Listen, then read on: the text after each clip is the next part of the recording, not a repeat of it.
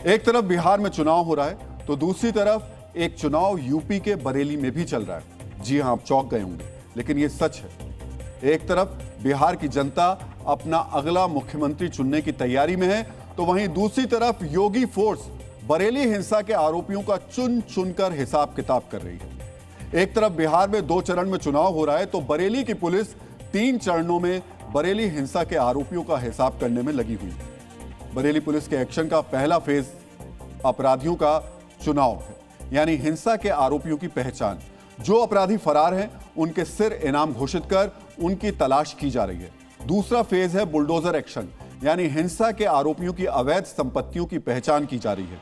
कुछ ठिकानों पर बुलडोजर चल भी चुका है, तो कुछ को चिन्हित कर उन्हें सील करने की तैयारी है। और बरेली में योगी फोर्स के एक्शन का तीसरा फेज है हिंसा आरोपियों के कटिया पर एक्शन। बरेली में हिंसा के आरोपी मौलाना तौकीर रजा के 5 करीबियों को बिजली चोरी करने पर 1.25 करोड़ का नोटिस दिया गया। बरेली हिंसा के आरोपियों का यूपी पुलिस कैसे चुन चुनकर हिसाब कर रही है, आज इसी का फेज बाय फेज हम विश्लेषण करेंगे। सबसे पहले फर्स्ट फेज को विस्तार से बता दें। बरेली पुलिस हिंसा में शामिल 83 आरोपियों को गिरफ्तार कर चुकी है, लेकिन हिंसा में शामिल कई लोग अभी फरार चल रहे हैं। सभी फरार आरोपियों को जल्द से जल्द गिरफ्तार करने के लिए बरेली पुलिस ने इन पर इनाम घोषित कर दिया है। आई लव मोहम्मद पोस्टर विवाद में इत्तेहादे मिल्लत काउंसिल यानी IMC नेता तौकीर रजा के 7 करीबी सहयोगियों पर 15-15 हजार रुपए का इनाम घोषित किया गया है।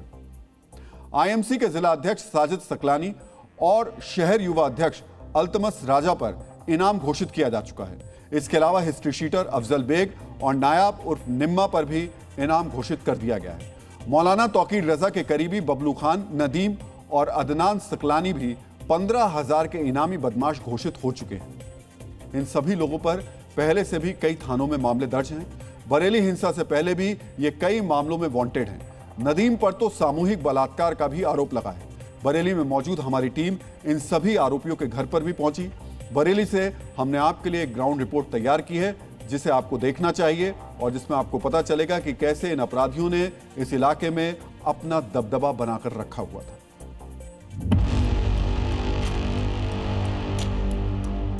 सामने वाला घर बताया गया है कि ये बबलू खान का है और ये बबलू खान इत्तेहादे मिल्लत काउंसिल से जुड़ा हुआ है। 15,000 का इनामी है ये। पुलिस इसको तलाश कर रही है। आरोप ये है कि जो दंगे यहाँ पे हुए उस दंगे में शामिल था। ये आलीशान घर है। ये पुलिस के रिकॉर्ड में ये हिस्ट्री शीटर बदमाश है। अब पुलिस इसकी तलाश कर रही है। एक बार घर पे भी देखते हैं, कोई घर पे है क्या? बबलू खान कहाँ पे है? अबे क्या, मैं तो आप जो बताइए, आप भाई कैसे? अगला नंबर नदीम का है। नदीम के घर पे फिलहाल मैं मौजूद हूँ। घर पर यहाँ पर ताला लगा हुआ है। नदीम भी एक हिस्ट्री शीटर बदमाश है। 15,000 का इनाम पुलिस ने उस पर घोषित किया है। और जब यहाँ पर घटना हुई थी, यानी 26 तारीख की घटना के बाद से ही वो यहाँ से फरार है। घर पे ताला लगा हुआ है। ये कलीम का घर है। आपको यहाँ पर ताला दिखाई देगा। यहाँ से भी जो लोग हैं वो गायब हैं। अदनान के घर पे मौजूद हूँ मैं। घर पर ताला लगा हुआ है। अदनान पर भी 15,000 का इनाम पुलिस ने घोषित किया है, इसलिए कि वो भी उस भीड़ का हिस्सा था जिसने लोगों को भड़काया और जिसके बाद बरेली में ऐसे हालात बने।